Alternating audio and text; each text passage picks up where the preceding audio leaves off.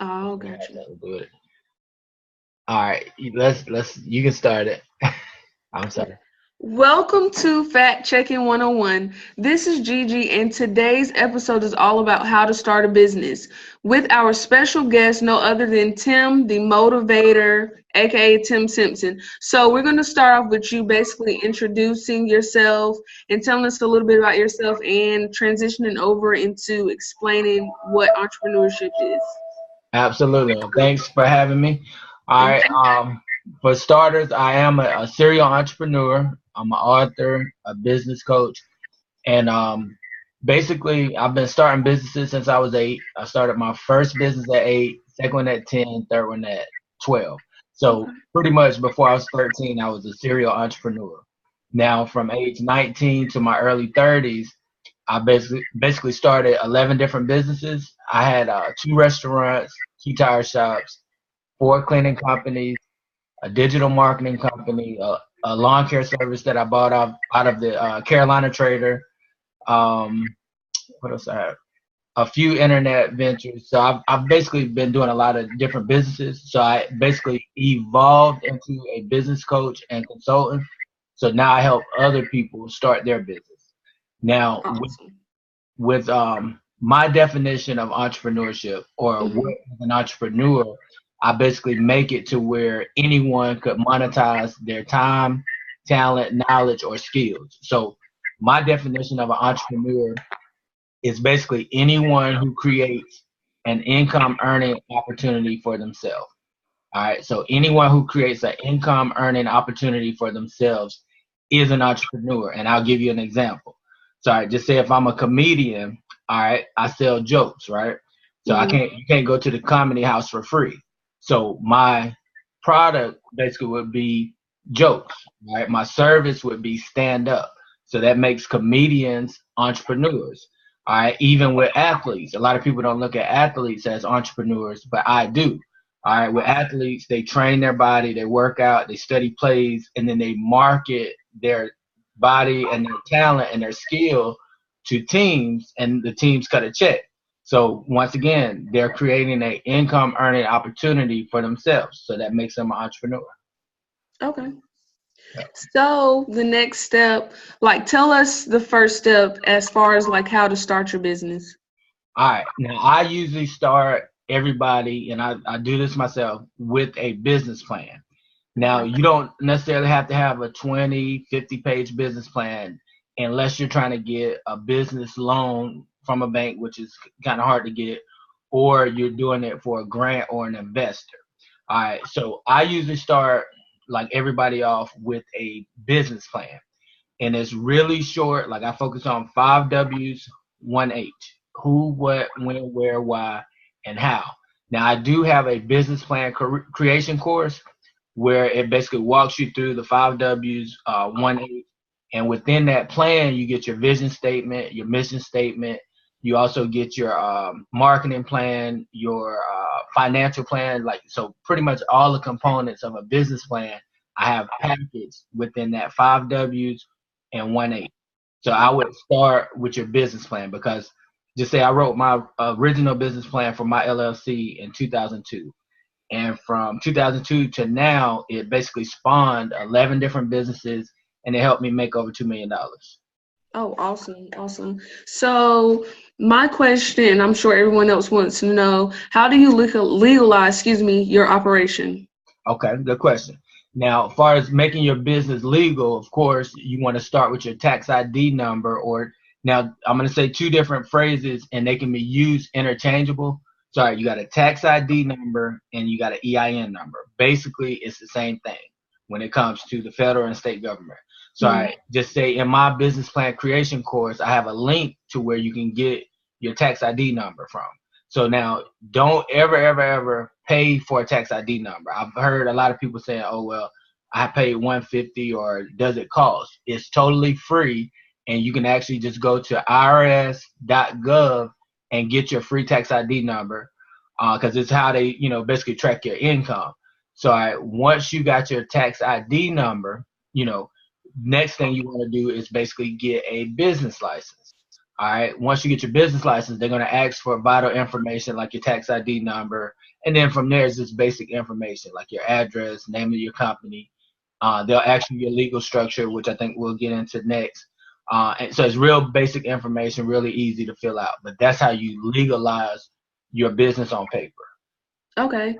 And okay, so can you break down the legal structure? Okay, absolutely. All right, so all right, you got sole proprietorship, which Mhm. basically means just you in the business. All right, just you. It's a fancy long word, but it's really simple. Just means it's just me.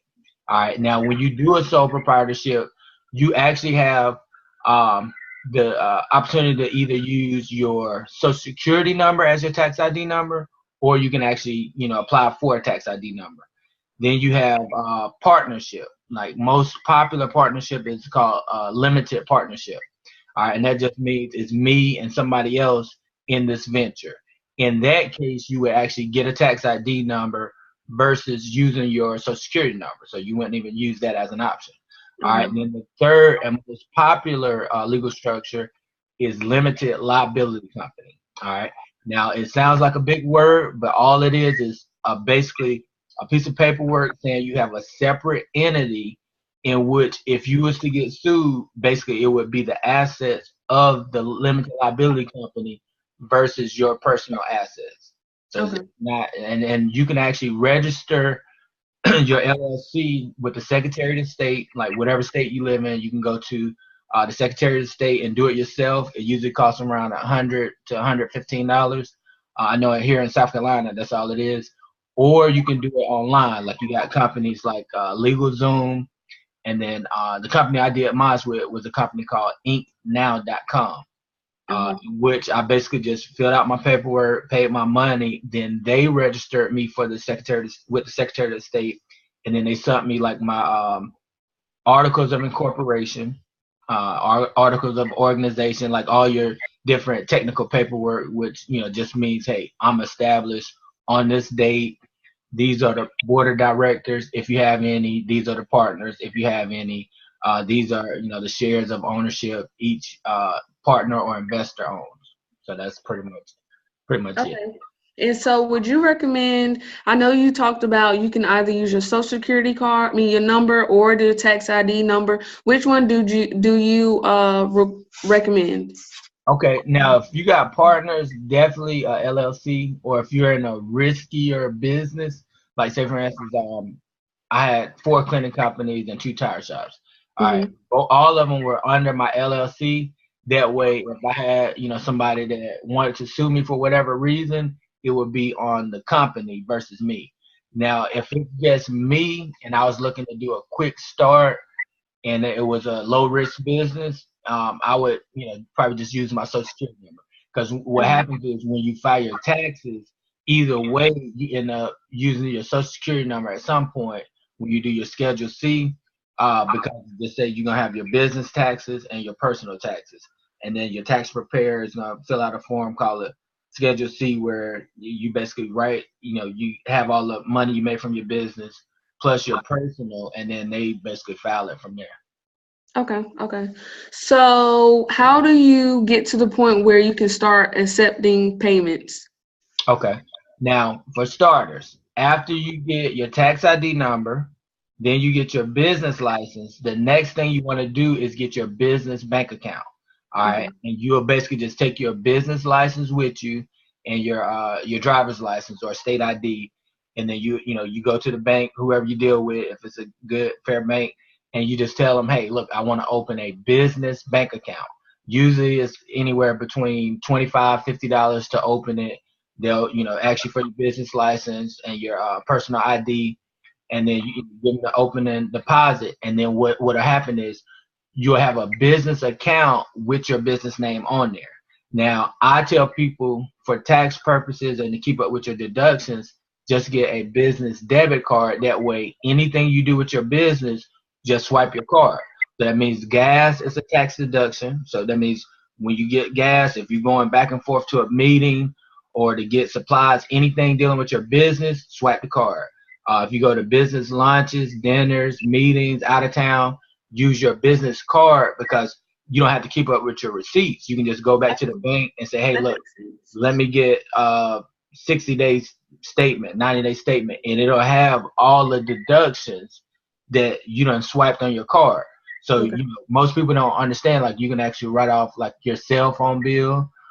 In some cases, you can write off a percentage of your mortgage or your lease. If you put a magnet on your company on your card, then it becomes your company card. So any and everything that you use to operate your business is actually a tax deduction. Okay. So to keep up with it easy, once you open your business account, just get a business debit card. Okay. Okay.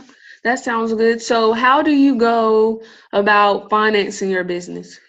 All right. Now, over the years, I've used a lot of different ways, and I call it creative financing. We'll start with probably the most popular one, and that's going to be having a job.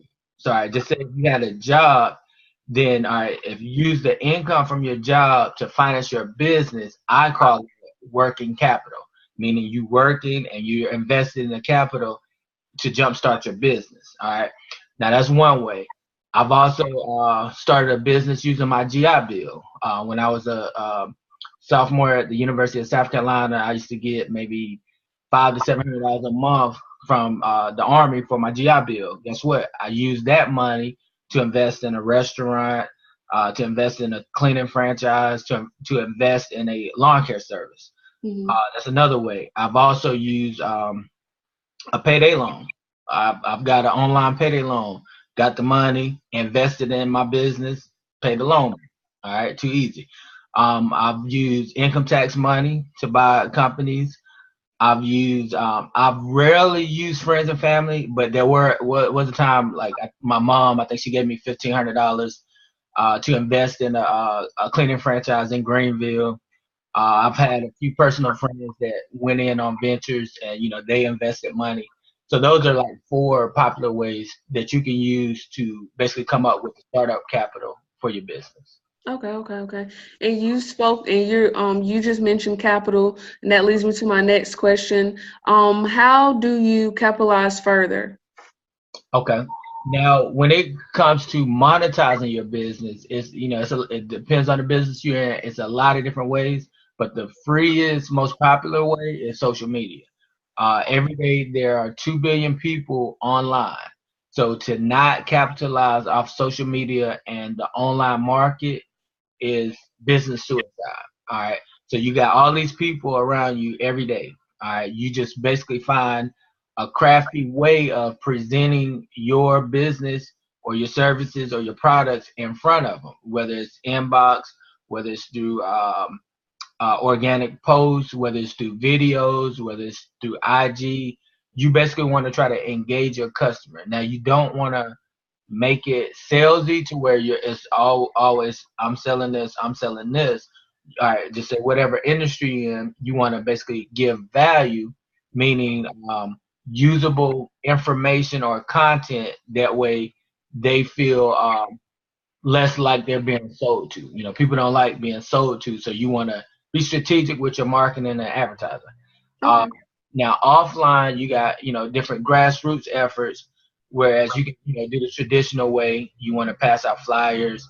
I tell my clients that your business card, you want to look at it like an asset.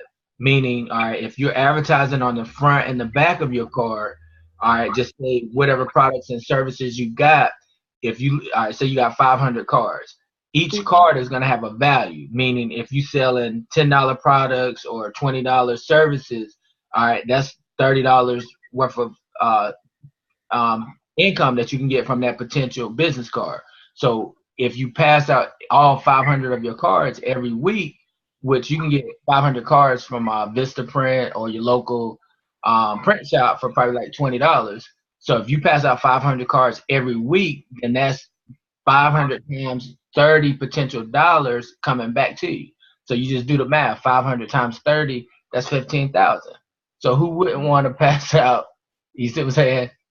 And have the potential Cards to every single actually week. get that amount of money. Yeah. There you go. So you just got to look at it as every card has a dollar amount on it, and you just want to get them out, get them into people's hands. You don't want to just set a stack somewhere and hope somebody picks up your card. You want to personally pass it out to ideally your potential target market, meaning who is most likely to buy from you, who is most likely to use your service. That's cool. And this is a side question, but as far as like maybe starting a business or going head in at the beginning of the year, what do you project as far as like if someone's putting their all into something, into their business and it recently launched, like if they start in January, what do you predict for them as far as like by the end of 2019? I would say you have to understand that you are in control of everything. Now, more since we're talking about business, all right, we'll talk about your business, meaning you can grow it as fast or as slow as you want. Now, most, I would say, millennial entrepreneurs, what they should understand is don't be afraid to put in work. All right, most people see, the Gary V's, the Ty Lopez, but they don't see the work that they did leading up to those platforms, to that status. So just say any business that I ever had, and I've had a lot of businesses, let's just say out of the 12, 6 or 7 of them were six-figure companies. Like my last cleaning company, I was doing 388,000 a year. All right. At the same time, I had a tire shop that was doing 120,000 a year. At the same time, I had a digital marketing company that was doing about 18,000 a year. So just say between 3 companies under my LLC, I basically was running a $250,000 company. Now I got to the point where I was able to run it in pajamas from my condo, but let's back up. I put in a lot of work to get there. So I just say with my cleaning company, I might have been working anywhere between 10 and 21 hours a day, meaning I was, doing the work. Plus, after I finished the contracts, I was finding contracts online. I was basically doing cold calls, sending emails, making sure my equipment was good. I was defining my target market. I was updating my business plan. So it's like I was doing a lot of work. All right. Same thing with now when I used my cleaning company to basically buy my tire shop because I had the income. All right. Same thing with the tire shop. All right. Initially, like I said, it was doing 6 figures, but I was losing money personally because I wasn't keeping up with my dollars and cents within the business. So like the payroll was getting paid, rent was getting paid, and the workers, they were making money. But when it came to my cut, I basically had to jump in there and do some work and make sure the inventory was right. Had to make sure customer service was good. I actually had to go get tire loads, travel, get the loads, pick out the right tires, learn the craft, learn the business. So in any business, you want to indulge yourself in the work. You want to do the work up front. Like they say, the only place where success comes before work is actually in the dictionary, and that's because S comes before W. But in reality, you got to put in the work first, and then you manifest the fruits of your labor. Just like you can't get an apple tree if you just throw seeds out there on the ground and say, all right, let me wait, let's see if an apple tree gonna come up. No, you're gonna have to dig into the dirt, plant the seed, cover it up, water it, give it sunlight, and then it's a process. So the more work you put up front, the faster results you get. Sounds good. Sounds good. So, Tim, how can we reach you and just support you and continue to follow you? All right. Now, I'm most active as far as social media on my Facebook and probably IG. Well, Facebook, IG, and LinkedIn. So my IG is basically I got 2 pages. One of them is just Tim the Motivator, and then the other one is Tim the Motivator and the number 9. All right. My Facebook link is Timbo, which is my country nickname, Timbo, and then Black, and then Sun, like SUN. So Timbo Black Sun. And then on LinkedIn, you can find me just on Timothy Simpson, like my government name, just Timothy Simpson. Okay. My email address is timthemotivator@gmail.com. And then my phone number, I don't know if they can see it, is basically just 803-261-5948. Once again, that's 803-261-5948. And I have pretty much a variety of services that I offer as a business coach. Since basically I'm a premium coach that basically offers discount prices. So I know my value, but I even tell my clients who could pay you your value. So I don't focus on charging value. I use the same approach that the billionaire founder for Walmart, Sam Walton, used. Remember, he wasn't selling $50 tennis shoes or $150 tennis shoes and $100 coats. He basically was selling premium products for less. So you would go there because of the value, and it was very affordable. And guess what? He became a billionaire. Actually, one of the richest guys in the world. Same thing with Amazon. You don't see books on there the same price you see at Barnes and Noble or Books a Million. And guess what? Those companies are actually out of business because he came in and said, all right, I'm going to sell you books for less. I'm going to sell you products for less. Now he's the richest person in the world. Guess what? He started from his garage. Yeah. So don't ever, like I tell my clients, don't go broke listening to rich marketers. If you come out the gate charging these high, ridiculous prices, then unless you're fishing in a market where people can afford that, in which most people are living check to check, I think they say 85% of Americans are basically 2 paychecks away from poverty, meaning if you went 2 paychecks without getting a check, you could be homeless. So you have to make your pricing affordable, and then you basically try to mass market, meaning you want to get a little bit off of a lot of people. Okay. All right. And like I said, as far as reaching me, I gave you my social networks. I'm very accessible. All my profiles are public because I believe if you're in business, you should be transparent to the point where your customers can actually reach you. Because it's like, how can you help or offer services if they can't reach you? That's so true. That's right. Well, Tim, thank you so much. I know I've written down some notes. I'm going to utilize them to do what I have to do for 2019. I know others will as well.